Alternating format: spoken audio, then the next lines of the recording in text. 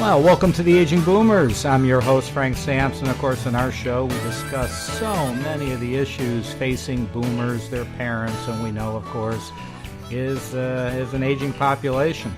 I want to remind everybody that today's show is sponsored by Senior Care Authority, a senior placement and elder care consulting organization that has a national network of professionally trained and experienced local advisors to assist families with long-term care planning. They'll work with you in determining the right path for you or your loved one, discuss long-term care options, whether it's in-home care, assisted living, memory care, or if you just need an advocate to get some advice from. You can contact a Senior Care Authority advisor, and for a free 30-minute consultation with an advisor in your area, you could contact them at 888-809-1231, or you could go directly to the website at www.seniorcareauthority.com. Just want to thank you all for, sharing our show with so many people. Our listeners are growing and growing. Of course, we're on the radio, but also have a podcast as well, which also appears on iTunes, iHeartRadio, Spreaker, Stitcher, a bunch of other stations as well. Or certainly you could go to our website as well. So we have a wonderful guest today. We're going to talk about everybody's personal health situation. We have with us Dr. Stephanie Gray. Stephanie is the author of the best-selling book, Your Longevity Blueprint, and the owner of the Integrative Health and Hormone Clinic based in Hiawatha, Iowa, where she practices. From gut to hormone health, optimizing your nutritional status to your genetics, and even detoxing the body. Dr. Gray is excited to share her expertise with the world. So, Dr. Gray, thank you so much for joining us. Thank you for having me on. I'm excited to get rolling here. Yeah. So, I always like to know, even though we're going to talk about a lot of things today, but I know you wrote the book, Your Longevity Blueprint. I'm always, as an author myself, I'm always interested to hear kind of the catalyst for writing your book. What brought it on, and what were the steps that you took? Sure, great question. I'll maybe give you the short version here of my answer. So there were really two passions behind writing the book. So one was my personal health struggle. I was born in what I considered to be a pretty healthy family, raised in Iowa here, and we were raised eating very healthy home-cooked meals, went to the chiropractor, took our vitamins, were always engaged in some sort of physical activity. So I thought that I was pretty in tune with my body. I thought I was living a pretty healthy life, and for the most part I was. But around age 30, sitting at my desk one day, my heart rate took off, and very fast. So I did not just have palpitations, which can be when you feel your heart beat through your chest. I had a very fast heart rate. And I'll never forget this day. I was a little disoriented. I couldn't even use the intercom system at the clinic because I didn't know which button to push. I wasn't sure what was happening to me. And I tried to walk down the hallway at the clinic, and my nurse said I looked very pale. And long story short, I ended up in the emergency room. So I had tachycardia, which is the medical term for very fast heart rate, and this continued. It kept me up at night, and if you can't sleep, you don't feel very well. I was dizzy, I was short of breath, I was exhausted, and I had a practice to maintain. So out of my desperation, very thankfully, I had been practicing functional medicine, so I knew I had to implement the principles that I had encouraged my patients to implement for their health myself. And around the same time, the second passion or catalyst for writing the book was a suggestion of my husband. So he's our office manager at the clinic, and he said, a lot of patients come to our practice and they don't have any idea of all of what we can offer them. And so I took this opportunity. I was empathizing with my patients and their desperation, needing answers to their health solutions. And I took the recommendation of my husband and together wrote this longevity blueprint. So essentially, I wanted to clarify all of what we offer at the clinic. I really wanted to create this blueprint concept and map out all the steps that I took to regain my health, but offer that as a solution also for my patients, regardless of their health situation. So the term longevity blueprint, when I think of a blueprint, I think of a blueprint for a home, all right? But it's kind of the same thing, I guess, right? Yeah, so throughout the book, I'm really comparing your home. I thought that was an easy analogy. Most of us probably mow our lawn or have someone that mows our lawn. We keep hair out of our drain. We're quarterly changing our furnace filters. There are things that we just do for our home to maintain it. But many times we don't know how to maintain our body. You know, if we want to live in our home a long time, we know we need to keep that house in pretty good shape. And the same is true with our bodies. And I'm not talking just about physical activity and exercise and eating clean. I with my health, I was already doing those things, and I needed this blueprint, this outline to really get to the root cause of my problem. And so that's what I do in the book. I use functional medicine principles, and through each chapter with this blueprint concept, I'll go into that a little bit. I'm comparing all of the different parts of our home. So for instance, chapter 1 in the book is all about restoring gut health.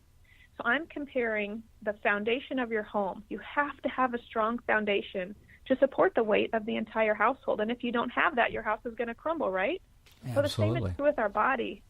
The same is true with our body. And many individuals don't realize that, you know, a lot of their symptoms could originate in the gut. And so that's the first step. That's why chapter 1 is so important, because I want to help educate patients on how to build really good gastrointestinal health. And I'm, again, comparing that to the foundation. And then I go chapter by chapter, comparing various parts of the house to various organ systems in the body. And I discuss the functional medicine testing options available, nutritional products, whatnot. And we can get into further chapters. But that's just an example of what I'm trying to convey with this blueprint concept. So you had mentioned, I got a couple questions. You mentioned gut, all right, and I know I mentioned it in your introduction, and you talk about that, and you just brought it up again. So maybe you could explain a little further what you mean by gut or gut health. Sure. So the microbiome is kind of becoming a buzzword. Many individuals have heard about how important taking probiotics are, you know, making sure you have a lot of good bacteria in your gut. We're learning that the majority of our immune system lies within our guts.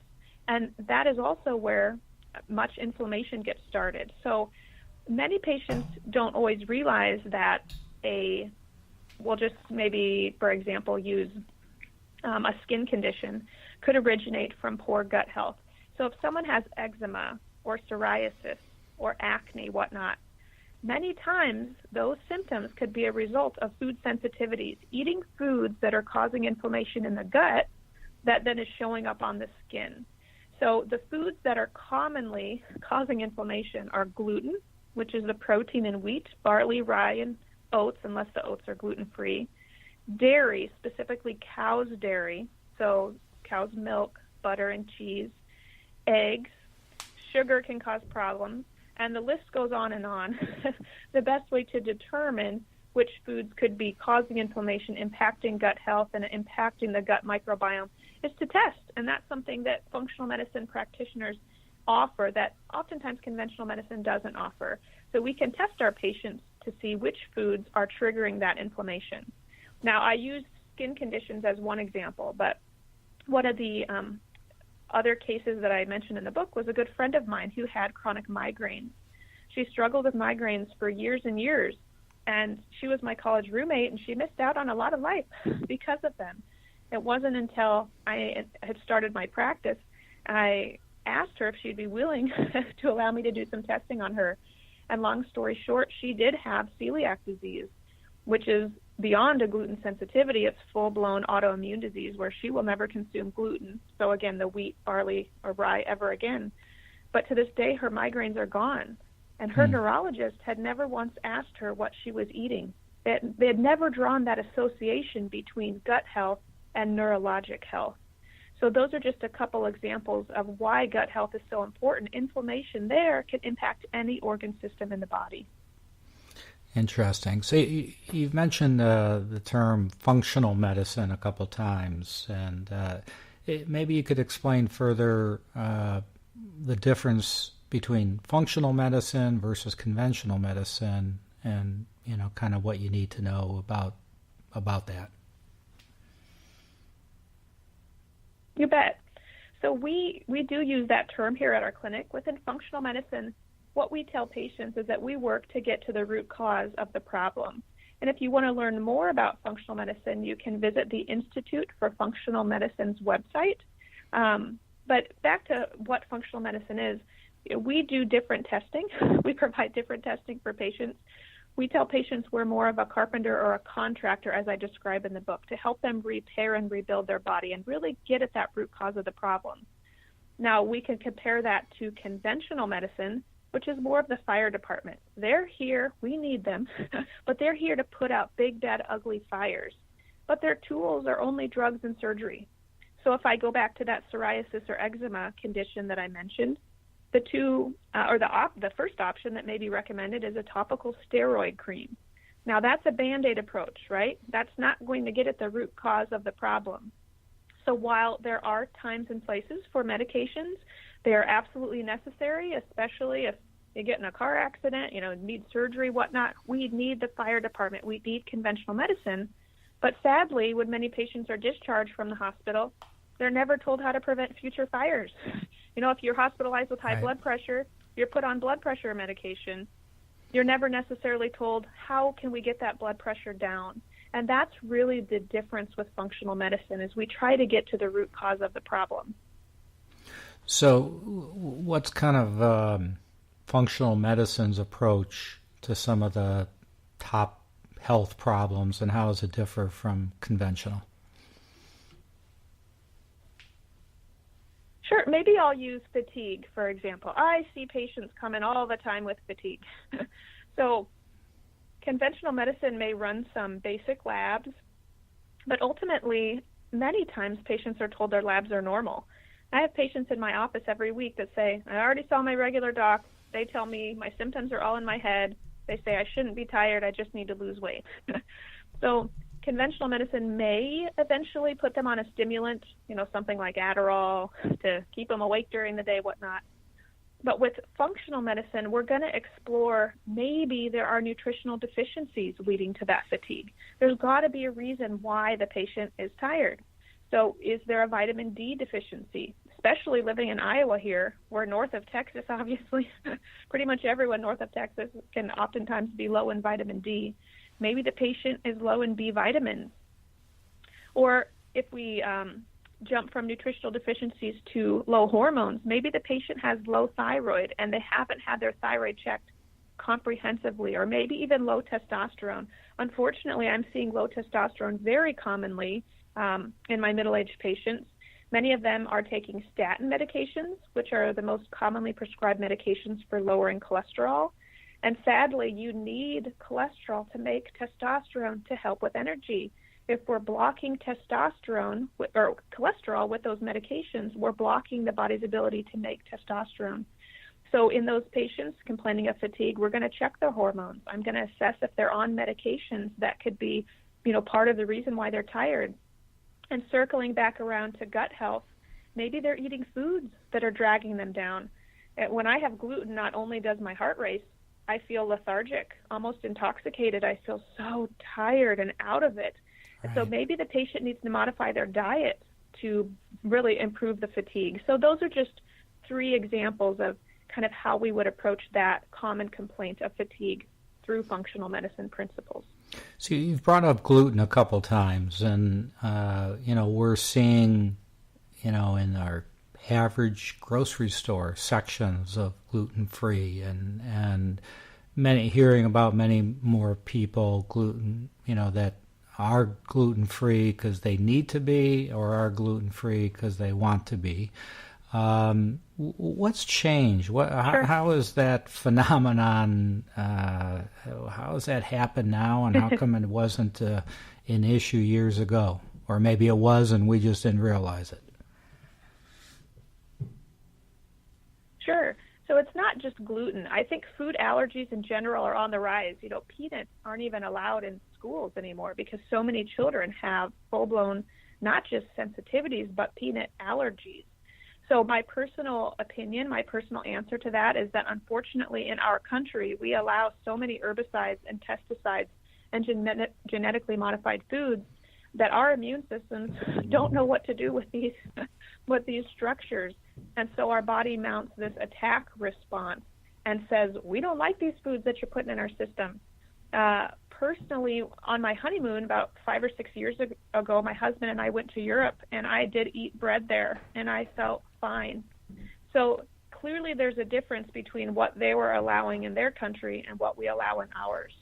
I think, sadly, our food in this country has become so tainted, not only with the chemicals that are used, but our food sources are also extremely nutritionally deficient. Our soil should have trace minerals, producing foods rich in the same, but our soils have been over-farmed, and the use of all of these chemicals is really robbing our food of nutrients. And so USDA agricultural figures will really even show that the mineral content in food these days is nothing compared to what it was 3 generations ago, could be down 50%, which is really sad, because then we actually now need to supplement. We don't need to just eat right. We need to supplement to make up for those potential nutritional deficiencies. On our show, and based on its name, we talk a lot about aging and memory loss and dementia, and there's a lot of discussion on that on many of our shows. And I'd like for you to, talk a little bit about, maybe you talk about in your book and optimizing hormones to help fight aging, sure, like memory loss, osteoporosis. You mentioned fatigue earlier, but can you talk a little bit more about that and how that could be beneficial to our listeners? Sure. So I'll talk about boosting hormones 2 ways here. So first I'll talk about the younger patient who may still have all of their organs. And then I'll talk about the population that may have had, for instance, the females who have had hysterectomies and hormone replacement therapy. So if the patients still have the organs that produce hormones, there are some things that we can do to help those organs really boost hormones, because hormones are essential in preserving memory. That's why a lot of women and men go through the change. They go through menopause or andropause, and suddenly their memory, their cognition, their retention is just not where it used to be.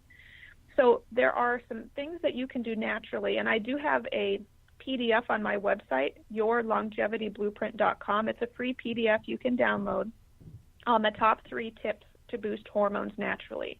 So I'll briefly go through these 3 tips. So first is to reduce stress. Stress is our body's biggest hormone hijacker. So many of us have years and years where we're experiencing fight or flight. We have so much on our plate, so many responsibilities, and stress is only working against us. So really taking time, it may sound silly, but literally to help preserve memory and preserve your hormones, taking time for yoga, deep breathing, meditation, allowing your body mental downtime is so important. Secondly, really reducing your toxin exposure. I already alluded to the chemicals on the food. If you can eat organic, that is very helpful. If you can choose safe personal care products that aren't laced with parabens and phthalates and all these chemicals we're now hearing about, which essentially can impact our endocrine system.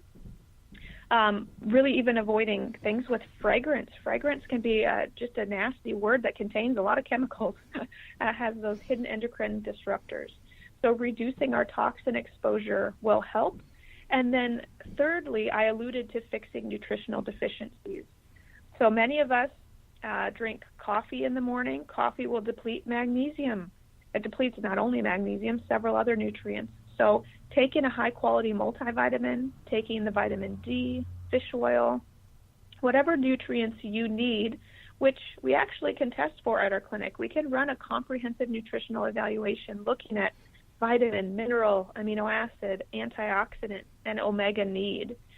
Fixing those nutritional deficiencies, reducing your toxin exposure, and reducing stress are 3 things that you can do to help your body produce hormones naturally.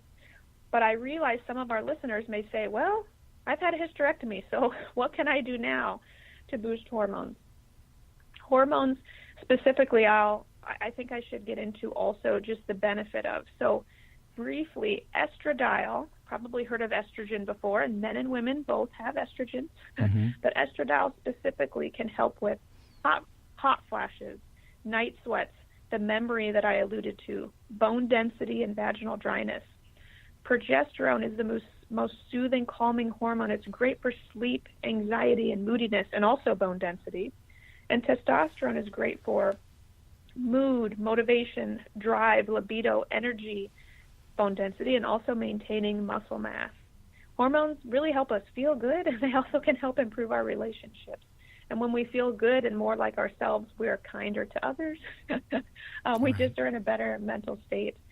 So if you've had a hysterectomy, or if you haven't, but we can't get the body to produce, hormones in higher levels, I'm very much for natural hormone replacement therapy. And whenever we talk about hormones, the cancer word comes up. So I want to diffuse some myths and differentiate natural hormones from synthetic hormones. Great. And this is very much heavily discussed in chapter 6 of my book, where I'm comparing the heating and cooling system of the home to the endocrine system in the body.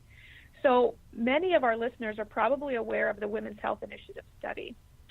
This was done on many women years ago, and these women were given Premarin, which is essentially pregnant mare's urine. It was a synthetic estrogen given by mouth. And in that study, there were increased risks of cardiovascular disease and cancers, and the study was stopped. So naturally, I try to not replicate what was done in that study in my practice for my patients.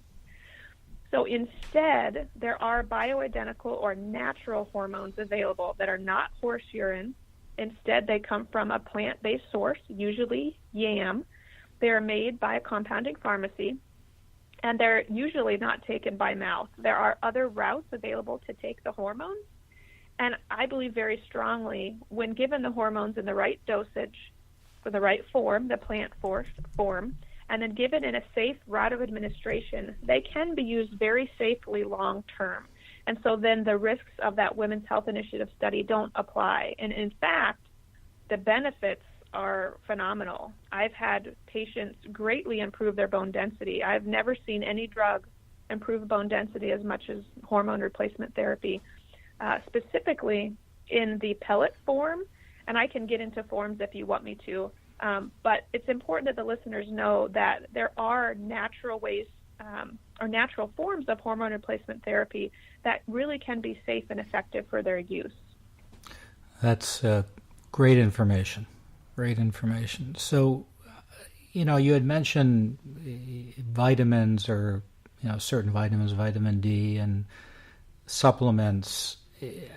Kind of give us a scoop on supplements. I mean, how can really people determine what, are they overdoing it on their vitamins or supplements or what? Because, it's so easy to go to a store and figure out that, well, maybe I should take this, and they just do it because there's no prescription. So can you give us some guidance on that? Sure. I actually have another blog on my website titled How to Select High Quality Supplements. Great. So I do think many of us need to supplement, and I think we need to read labels. So there's a lot of false marketing available, that say women's one-a-day vitamin, it's going to have everything you need. Well, if everything you need is in one teeny little pill and it's heated and compressed into a tablet, you might just hear a clink in the toilet. It might not even really get properly absorbed. So high quality, for instance, multivitamins are usually not going to be in tablets. They're going to be in capsules, maybe liquids or powders. And to be honest, the dosage is probably going to be 2, 4, 6, or even 8 per day. So, if they're saying 1 per day, I usually tell patients that's likely not the way. It's likely not a high quality product.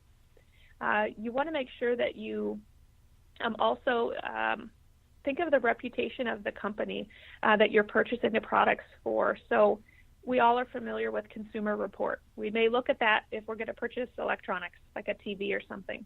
There actually is a report out there also for supplements that ranks various brands. And so I tell patients from a 5-star rating, 5 stars being the highest, you want to select the highest star ranked brand that have, your United States Pharmacopoeia standards and good manufacturing practice of products. And so that's a book we have in our clinic that patients can certainly look through. Generally speaking, if the supplements are purchased in a licensed clinician office like our clinic, at a chiropractor's office, at a pharmacy, they're probably going to be a little higher quality than other over-the-counter products. But reputation of those brands really does matter. And you want to have realistic expectations as far as what you're going to purchase, what you're going to pay for. So if you're getting a month's supply of probiotics for $10, probably not the highest quality, right? I don't want my patients wasting a little money on junk products. We want to make sure they're getting the best bang for their buck, the highest, most bioavailable form of nutrients. And that's something that, licensed clinicians like myself really know the difference. We can look at a product and know, does this contain B12 in the version that is cyanocobalamin, that's the cheap version, it has extra cyanide molecule that's difficult for the body to detoxify, or is that B12 in the methylcobalamin version, which is a much better version? I know these things, but I know it's hard in just a few minutes to share with the audience how to select those products. So check out that blog post, and really finding a functional medicine provider can help you really select those high-quality products also. Great. Well, you're a wealth of information, and I know there's probably a lot more information in your book and on your site and your blog. So why don't you share with our listeners how they can get your book and how they could learn more about all this great information? Sure. So my practice website is ihhclinic.com. That stands for the Integrative Health and Hormone Clinic. Again, like you mentioned, we're in Iowa. And then my book and supplement website is yourlongevityblueprint.com. And for the audience, we are offering 10% off store-wide purchases, and the book, of course, as well. So yourlongevityblueprint.com is where you're going to find the most information and all of our links to our social media sites as well. Great. And how would they get that 10% off? Good question. I didn't mention. So the code is Thanks Aging Boomers, and then you will get 10% off. Very nice. Very nice. Great. Well, Dr. Gray, thank you so much for joining us on the Aging Boomers. It's, again, wealth of information. Really appreciate it, and good luck with your continued luck with your book. And I just want to thank everybody for joining us, and just be safe out there, and we'll talk to you all soon.